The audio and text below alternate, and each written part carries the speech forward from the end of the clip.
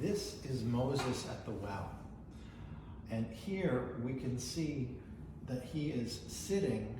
This is the moment after he has murdered the slave master, fled from Egypt, and lost everything he has ever known.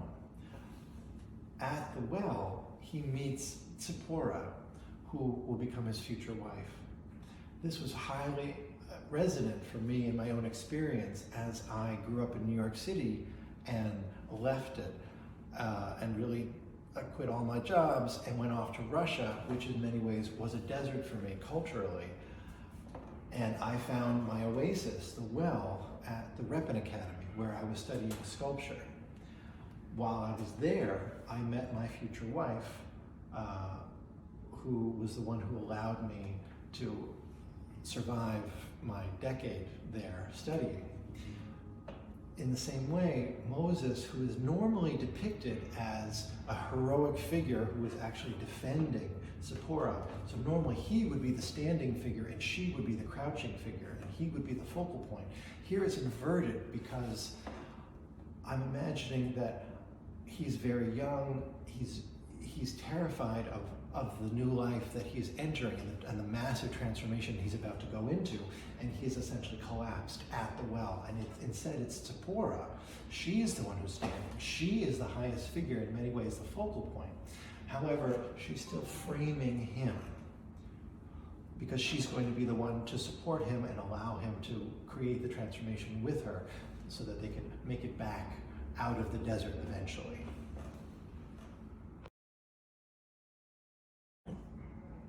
This is Rebekah at the well, and here she's seen pouring water for Eliezer and his camel. This is the symbol of the union that she will make with Isaac. She is from Isaac's homeland, and so Eliezer has been sent to find someone from that ancestral homeland to make sure that Isaac remains connected to his ancestry. This was very resonant with my own experience going back to my family's ancestral homeland of Russia and learning sculpture there for about a decade. For me, the well was the Rebekah Academy, where I only survived because I met my wife, who was my model there, and her posing was making it feasible for me to gain the knowledge symbolized by the water here from the academy.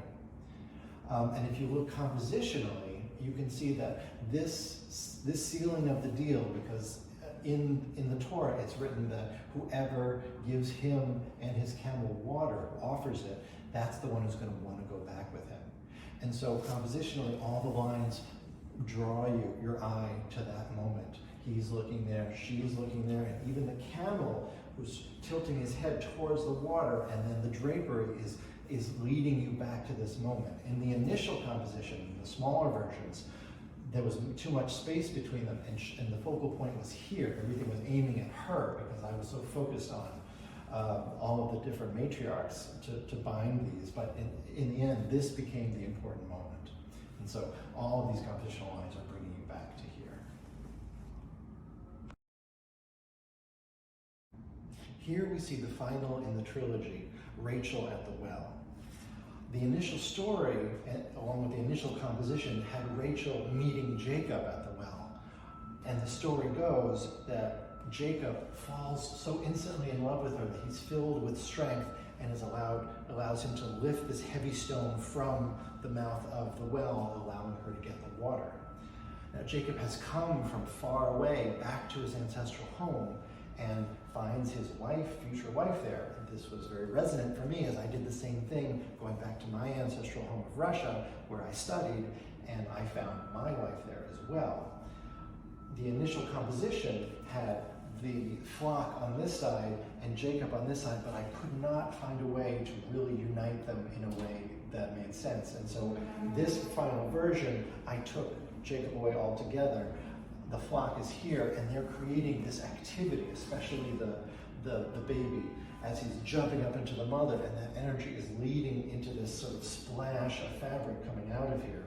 And this is all this energy balanced by this very, very strong crack in the dry earth is giving us a balancing act to the triangular composition that leads us to force you to see Rachel as Joseph does, and to see the calmness, and to see how much contrast there is between all the activity here and all of the stillness that is here as she's approaching the well. And then she's framed in multiple ways through the arms and through her fabric to really get our focal point to be here. So everything is really relating to here, so that we start to feel, hopefully, the way that Jacob did when he first meets her.